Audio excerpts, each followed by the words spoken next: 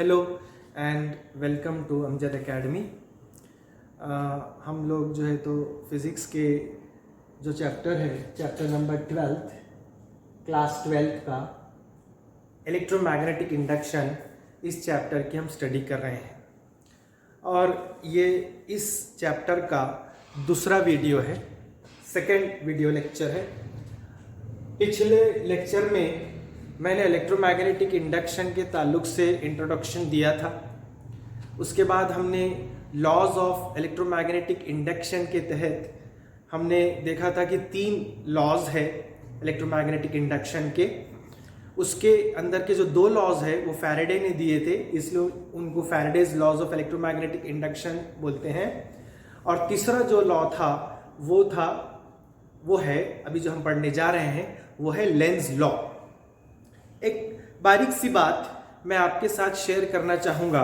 पिछले लेक्चर में आपने देखा कि फैराडेज के लॉज की मदद से हमने ये इक्वेशन हासिल किया था कि E is equal to D phi by D T, जहाँ पर ये जो डी फाई है ये चेंज इन फ्लक्स है और डी टी है टाइम। तो ये हुआ rate of change of magnetic flux. तो E is equal to D phi by D T. मैं मेरे कलीग अवैध सर से पूछना चाहूँगा कि इस इक्वेशन की क्लैरिटी ठीक है सर, इसमें एनी प्रॉब्लम? ओके, उन्होंने थम्स अप दिया और उनका कहना है कि ये लिखा हुआ दिख रहा है। ओके, तो E is equal to D phi by D t, ये इंड्यूस्ड ईएमएफ का इक्वेशन है। तो हमने क्वाइल लिया था, उस क्वाइल में अगर एक टर्न है, एक लपेटा है, तो तब ये इक्वेशन लागू होगा। अगरचे मेरे पास n नंबर ऑफ टर्न्स वाला क्वाइल है जिसके अंदर n नंबर ऑफ टर्न्स है, small n number of turns, n is equal to number of turns, number of turns.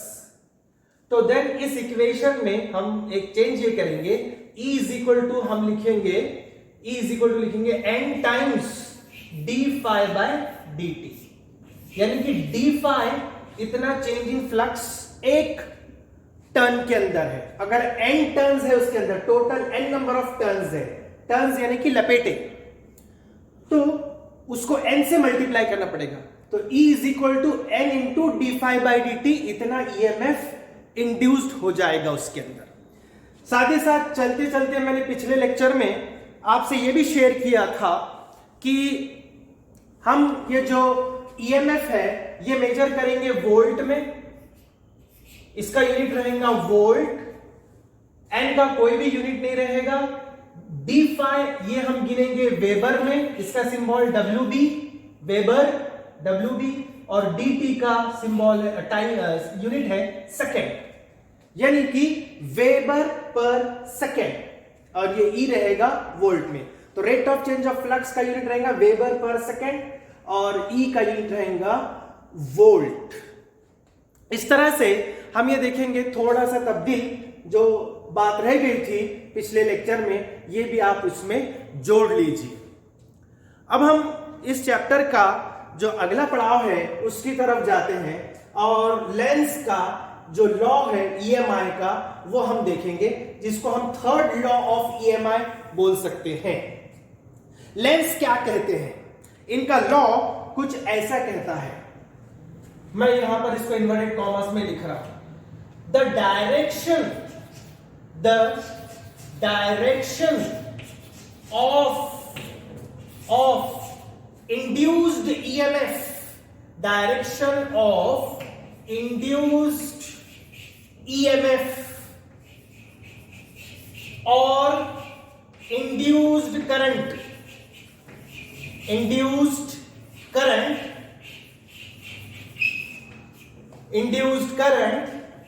is such that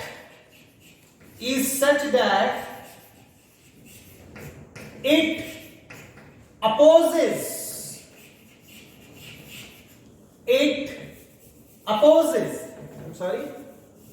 opposes the opposes the change in flux which produces it,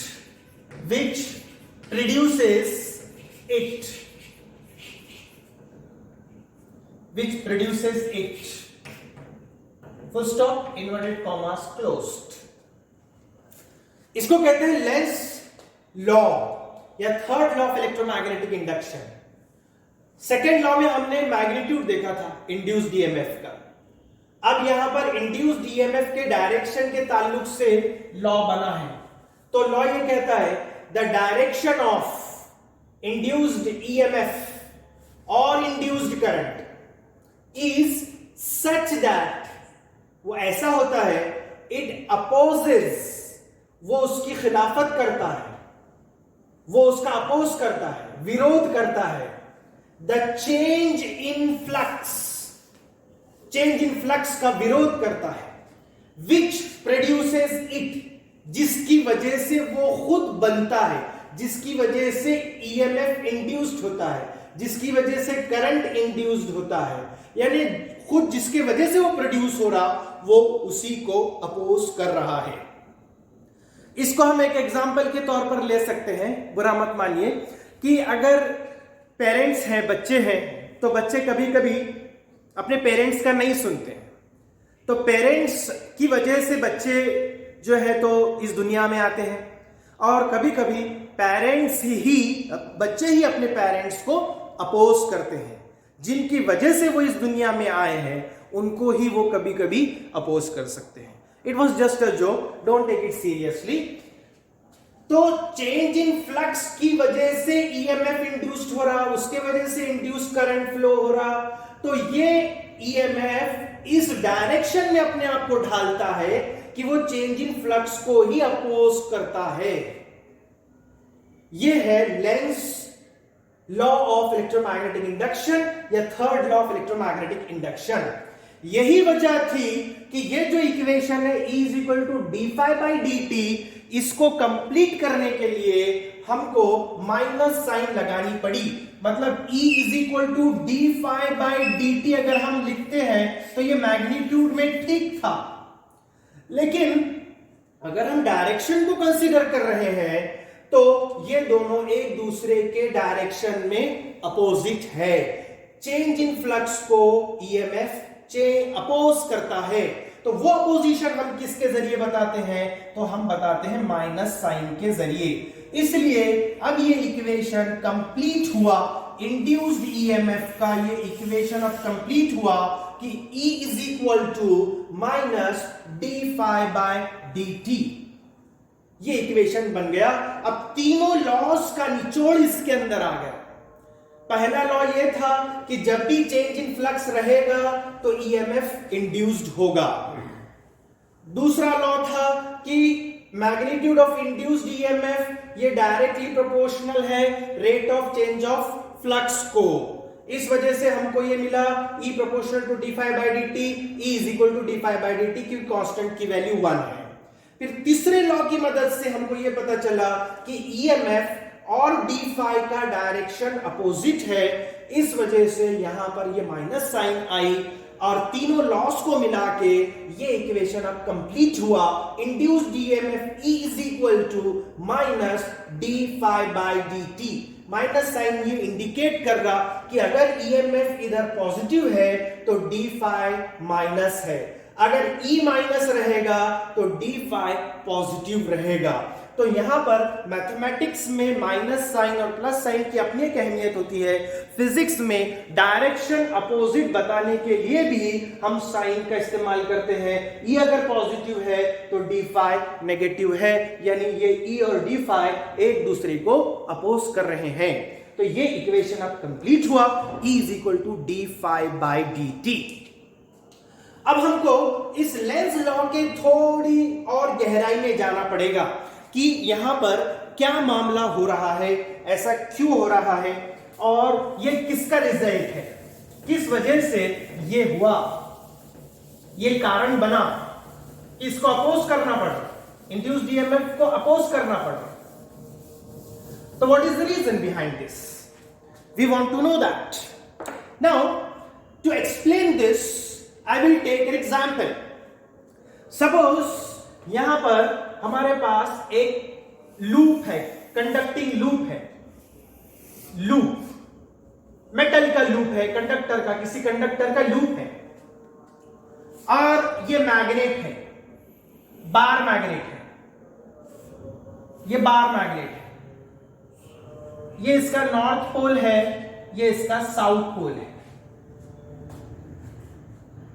और हम जानते हैं कि जब तक ये stationery है, मैग्नेट और ये कॉइल दोनों स्टेशनरी है, तो किसी भी तरह का करंट इसके अंदर इंड्यूस्ड नहीं होगा, ना इंड्यूस्ड ईएमएफ फॉर्म होगा, ये हम जानते हैं ना। अगर हमको इलेक्ट्रोमैग्नेटिक इंडक्शन फेनोमेना करना है तो फिर हमको ये मैग्नेट को मोशन में लाना पड़ेगा। तो ये मैग्नेट को मैंने मोशन में लाया और मूव किया टुवर्ड्स द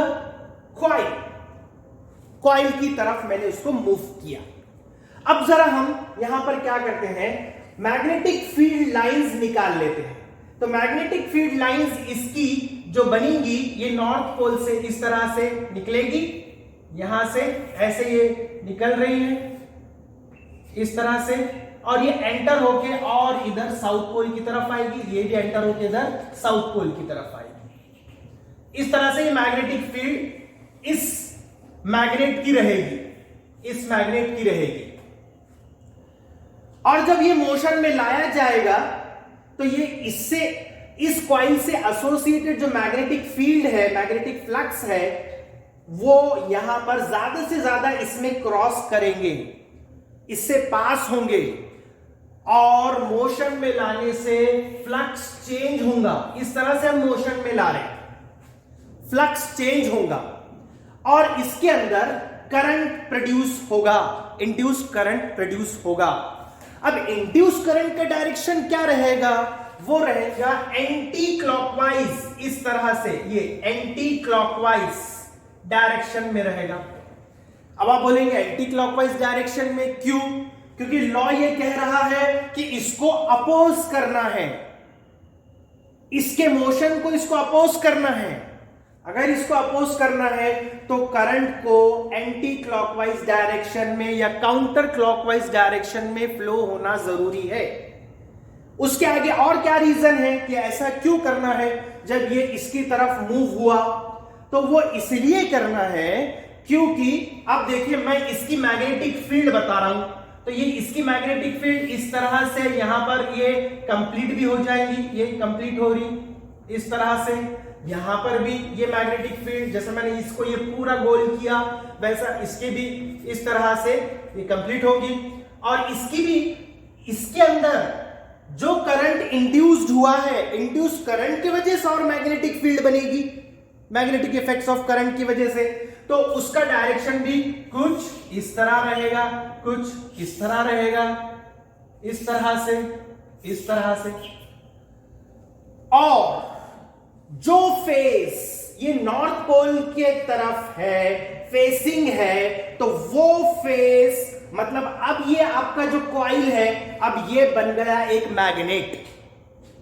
इंड्यूस करंट तो फ्लो हुआ, इंड्यूस करंट फ्लो होने के बाद अब ये जो आपका कॉइल है, magnetic effects of electric current की वजह से अब ये मैग्नेटिक डायपोल भी बन गया।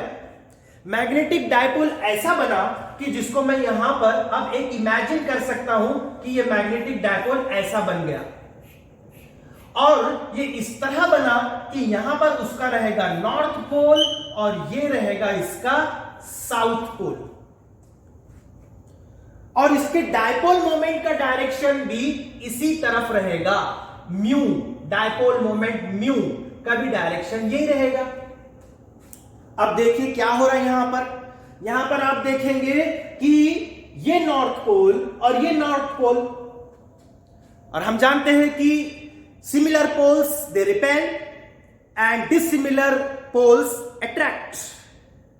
तो यहां पर ये नॉर्थ पोल का काम कर रहा, और आपने जो ये कॉइल में करंट इंड्यूस किया ये मैग्नेट की मोशन की वजह से, तो अब ये कॉइल जो है मैग्नेट बन गया। उसके अंदर इंड्यूस्ड करंट है, इंड्यूस्ड करंट की वजह से मैग्नेटिक फील्ड बनी। अब ये जो है तो एक डायपोल का काम कर रहा है, डायपोल का काम कर रहा है। इसके अंदर ये करंट जो है मैंने आपको बताया एंटी क्लॉकवाइज डायरेक्शन में करंट फ्लो हो रहा, एंटी क्लॉकवाइज डायरेक्शन में करंट फ्लो हो रहा। और आप देखेंगे कि इसके वजह से ये एक डायपोल बन जाएगा।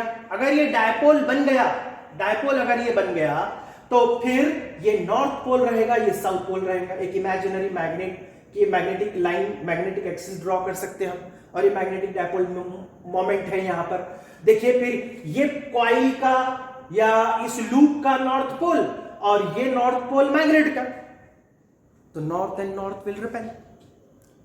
तो इससे क्या साबित हो रहा? इससे साबित ये हो रहा कि जब ये मैग्नेट करीब आ रहा तो तब ये बन जा रहा नॉर्थ पोल। नॉर्थ अगर नजदीक आ रहा तो ये जो लूप है वो नॉर्थ पोल सामने वाला हिस्सा और पीछे वाला साउथ पोल बन जा रहा, फार एंड वाला, यानी कि it is opposing, it is opposing. अब हम क्या करते हैं, इसका अगर जब हम उल्टा करेंगे और मैग्नेट को दूर लेके जाएंगे, मैग्नेट को जब दूर लेके जाएंगे तो तब क्या होना चाहिए, यहां पर फिर ये साउथ पोल बन जाएगा, ये नॉर्थ पोल बन जाएगा, क्योंकि अब करंट जो इंड्यूस होगा वो क्लॉकवाइज डायरेक्शन में होगा और वो अब उसको अपनी तरफ अट्रैक्ट करेगा, क्योंकि ये बन जाएगा साउथ और ये साउथ पोल बन जाएगा और ये बन जाएगा नॉर्थ पोल।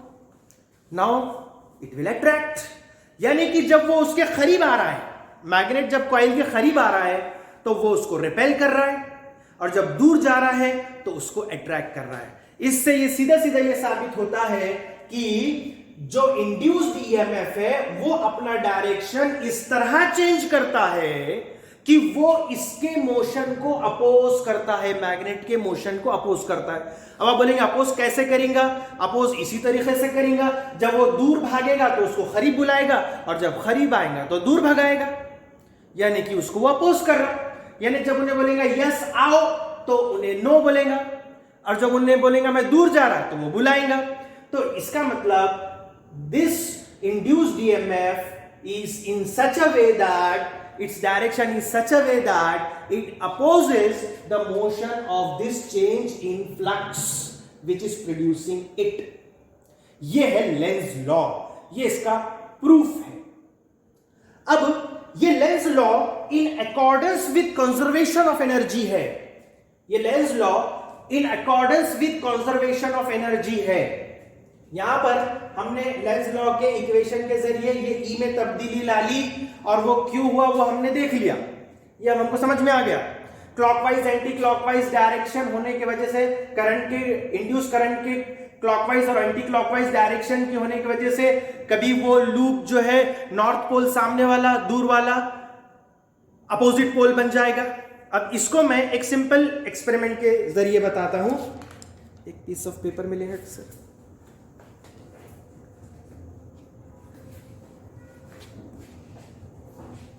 देखिए मैं एक पीस ऑफ पेपर से आपको बताने की कोशिश करूंगा कि मैं ये एक ही लूप का क्लॉकवाइज और एंटी क्लॉकवाइज में कैसे ले रहा हूं, क्लॉकवाइज और एंटी क्लॉकवाइज में कैसे ले रहा हूं। अब आप देखिएगा यहां पर मैं एक फिगर ड्रॉ कर रहा हूं।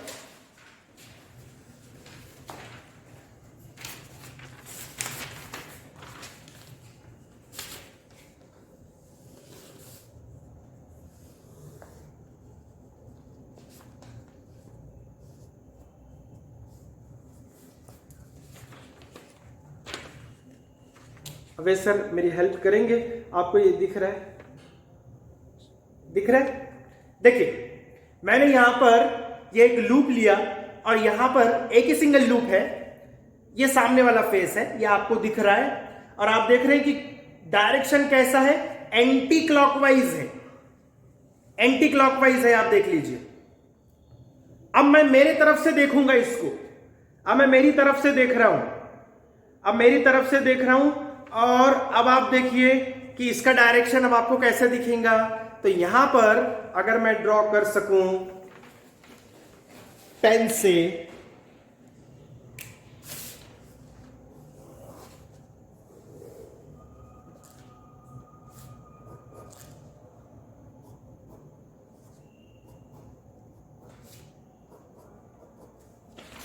ये देखिए, ये मैंने पेन से ड्रॉ किया है, ये एंटी क्लॉकवाइज डायरेक्शन। अब मैं इसको पलटाता हूं और अब आप देखेंगे कि इसका डायरेक्शन आपको एंटी क्लॉकवाइज दिखेगा आपकी तरफ।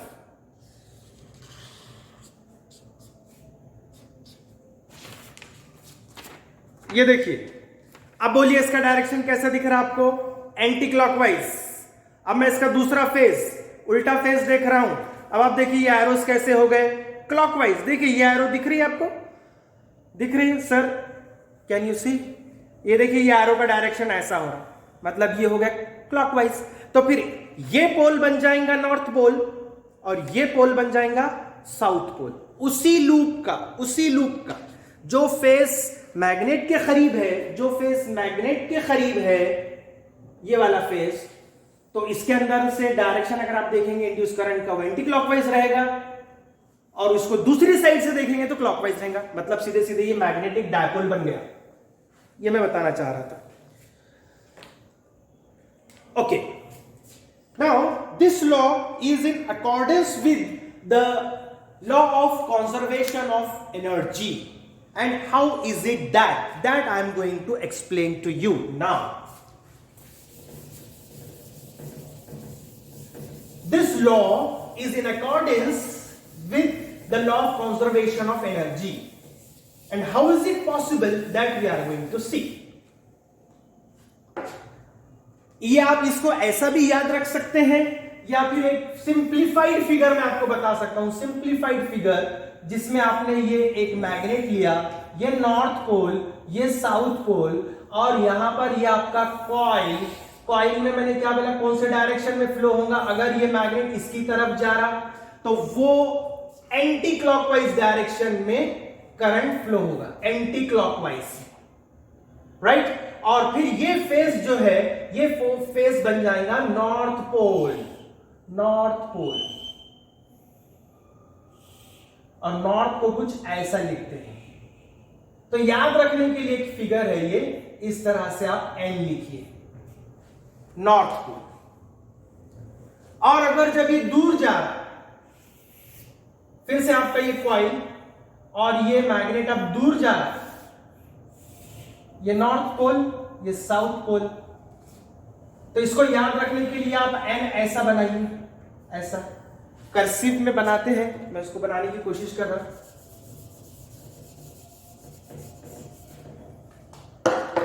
ये नॉर्थ पोल बन गया, नॉर्थ का एन लिख रहा मैं ऐसा। इसका मतलब ये नहीं कि एन वर्ड लिख के आएगा वहां पर, उसका मतलब ये नहीं है, ये याद रखने के लिए। ये देखिए नॉर्थ का एन।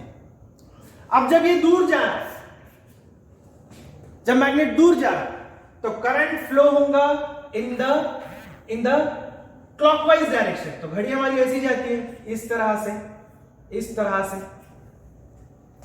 तो ये बन जाएगा साउथ पोल। तो साउथ पोल का एस कैसा लिखते हैं हम? ऐसा। तो ये देखिए एस के एरो को ऐसा बताइए, ये ऐसा बताइए। इस तरह से आप इसको याद रख सकते हैं। तो ये नॉर्थ पोल बन जाएगा, ये साउथ पोल बन जाएगा। यहां पर clockwise current, anti clockwise current, यहां पर क्लॉकवाइज करंट।